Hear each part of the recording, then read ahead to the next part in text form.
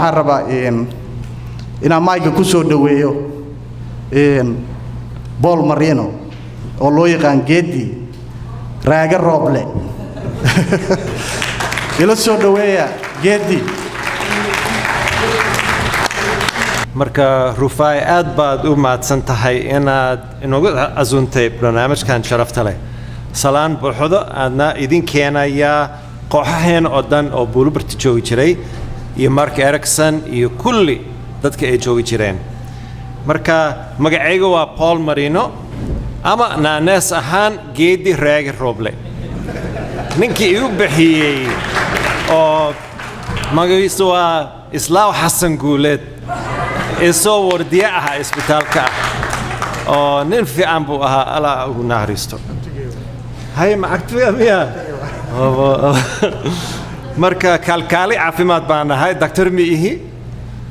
waxaan dad badan markay rag arkeen oo caafimaad ka shaqeynaya waxay yiraahdeen war doctor aniga doctor miihi markaas waxaan dhahayaa nin xeel qaada eed qaad taas maraba shaqadeeda aan jecelahay kalkaali caafimaad baan ahay xaaskaygana Shamso kalkaali oo kale oo kooxaheena isbitaalka degmada Buulbarti aan ka shaqeyn jirnay waqtigii 86 iyo 89 oo mar hore ahayd runtii haddii aan ka fakiray anigoo 26 sano baan ahaa markaan tagnay aruur ma lahayn waqtigaas hadda 56 baan ahay awowna waan ahay iyo ayeeyo Shamso marka waqtiga wuu ordayaa. marka hadda waxaan ka shaqeeyaa isbitaalka Hennepin daktarada ayaan la shaqeeyaa ayada takhasuskeedii waa ayada qaybta lafaha takhasuskeedii waa gacmaha in la qaliyo iyo marmar dadka Soomaali way igu yimaadeen oo marka mahmaa Soomaali aan u sheegay waxa uu sheegay ogow lugta waa la dhibaa gacanta waa la dhooraa ishi waa la dheefsadaa oo markaasay ku yireen war yaa ku baray waa cilmigii Soomaaliya maqli jiray laakiin intaan bilaabay horta waxaan arkay waftigii iyo daktarado iyo dad oo reer Buulbarti oo dhab ah oo run ah anigana nin Mareykan aan ahay oo 3 sano bis baan joogay waxaan u malaynayaa sidii mahmaa Soomaali oo ay yiraahdeen baqal fardo la daaqaya faras bay ismooda marka laakiin runtii aad iyo aad dadka Soomaali way noo soo dhaweyn jireen marka oo marmar waxaan ka yaabay laakiin ma taqaan anoo isbitaalka joogay dadka markay u yimaadeen oo aan salaamo waxay yiraahdeen war adiga miya wiilka af Soomaali yaqaan markaasaan iri aniga nin 56 jir ah oo awoo ah oo wiilka af Soomaali yaqaan loo yeerayo waan ka yaabay ninka af Soomaaliga ma dhahdid aniga wiil yar mihiid waa ogahay dadka Mareykanka waxay qiimeeyaan aruurtinimo iyo dhalinyaronimo laakiin aniga sida Soomaali ah waa ogahay dadka dacweyn ayaa maskax weyn sida mahmaada nin 20 jir intuu geedka boodo talaka boodo marka dadka waxa uu sheegay kan ciiraaneed ma aha aniga nin weynaan ahay marka wax kasta waqti haboon buu leeyahay waxaan xusuustay markaan Minneapolis soo guurnay 1999 bay ahayd oo isbitaalka Hennepin waxaan ka shaqeynayay Dr. Usman Harare oo nin aan ah oo marka waqtigaas ma jirin kalkaaliyo badan oo Soomaali ah laakiin hadda way tir badnaayeen taas waa loo baahan yahay waana wax wanaagsan meel kasta aad tagaysaa waa arkaysaa ama daktaro Soomaali ama kalkaaliyo ama shaybaar ama shaqo kasta la arkayo Soomaali baa qabsanaya taasaa loo baahan yahay markaan arko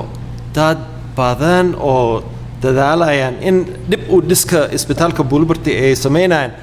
aad baan u faraxsanahay runtii maxaa yeelay waa ogahay shaqadan waa arrin ka badan hal qof runtii sidii aan waxaan xusuustay niman xamaali ah oo shaqaynayay xamar ayaga way heesayeen markay shaqaynayeen waxay yidhaahdeen quraansho ururte bula waajita quraansho ururte bula waajita saas bay yidhaahdeen oo waana arki jiray quraansho bula jiidaya indhahayga waa ka arki waana run waa sida far keliya fool ma dhaqdo waa runta marka waqtiga gaabnaa oo 3 sano oo aan reer buulaay baan ahaa dadka aad bay noo soo dhaweyn jireen runtii wayna martiqaadayeen oo waa isla shaqaynay waxaan maqlay daraad rufaaci baa ii sheegay umulasadii oo muxubbo hare wili way joogtaa buulabarti waan ka yaabay wax badan baa isla shaqayn jirnay marka shaah badan baan cabnay aad shaah badan baan cabnay iyo hal mar ana geel baan cabay mar laba ma cabayo waa ogahay idinku waxaad qabtiin caafimaad inay tahay laakiin inagoo shuban bis waa dhib marka inkastoo buulabarti waa magaalo yar waa dadka oo reer buulabarti ah waa dad wanaagsan oo caan ah oo qof kasta waxay faanayaan magaaladoodii ma fahamtay marka anigana iyo inkasta aysan ahayn hal qabiil ah dadka si nabad bay isla noolaayeen runtii saas baa arki jiray marmar aad baan ugu xumahay markaan arkay dadka Mareykanka ayagoo fahmi iskhilaaf baa jira marmar dadka Mareykanka iyo dadka Soomaali anigana markasta dad Mareykan waxa uu sheegayaa dadka Soomaalida waa sida idinku tiin waxay dadaalayaan mustaqbalka caruurtoodii nabad bay rabaan horta ogow diintooda aad bay u qiimeeyaan laakiin waxay yihiin dad gacmo furan aad iyo aad marka aniga ahaan geedi ahaan iyo xaaskayga Shamso wax badan baan ka faa'iideysanay dhaqanka iyo ilmiga Soomaali oo dhalinyaro kasta oo Soomaali ah waxaan u talinayay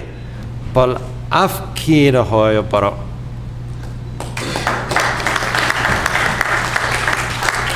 sababtoo wax badan haddii aad turjuntid ma fahmaysid xagga ilmiga Soomaali marmar anigana waxa uu sheegay tartiib waa baran kartaan laakiin marmar waxa dhacda dadka waalidkooda waxay yiraahdeen wargeediyo abdiyo adiga doqona tahay ma si fiican ma baratid abdiga ka fiican marka kaas loo baahno waxa la rabaa inaad dhiirigelisid sababtoo sida dadka Soomaali ay ii dheergeliyeen xamar markaan nimid waxaan yiri subax wanaagsan oo dadka waxay igu yiraahdeen mataqaan war afkoodana baratee nin fiican aad tahay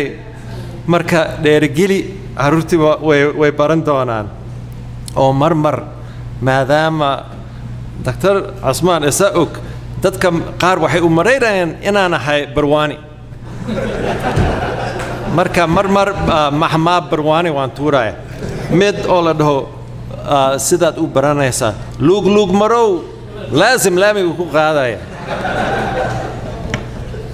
marka Ahmed Ali Hayli allaha u naxariisto soo reer buulabarti ah isaga macallin uu noo ahaa hogaamiye iyo walaalkeen buu ahaan jiray oo wax badan buu noo sharaxay ku saabsan heesaha iyo sheekooyin iyo mahmaayo iyo dhaqanka Soomaali runtii markaad qof ajnabi tahay markaad meel tagtid adiga wax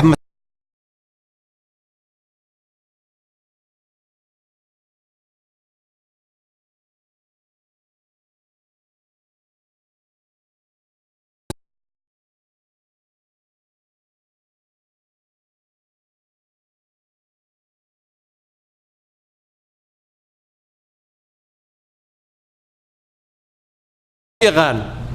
هذا الكان هافسرو مركز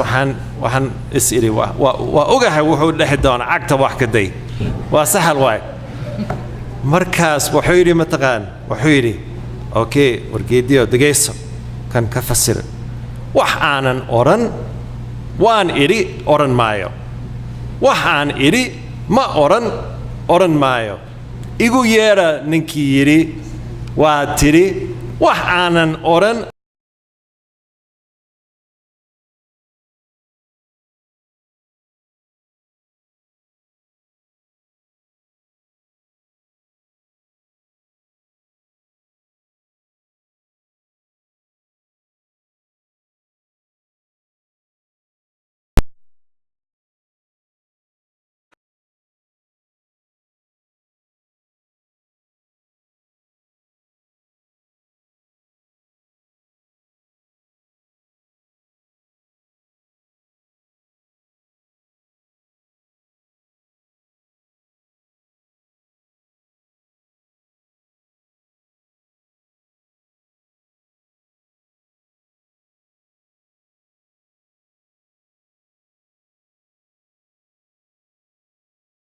عن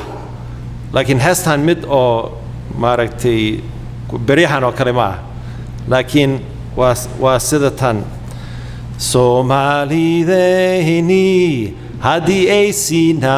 هتي سومالي ذهني هدي أيسينا هتي وسبا وناكسنه علنكنا سلاما نين لغو سهدو هسهان هلباسيتا هسهان نين لغو سهدو هسهان هلباسيتا هسهان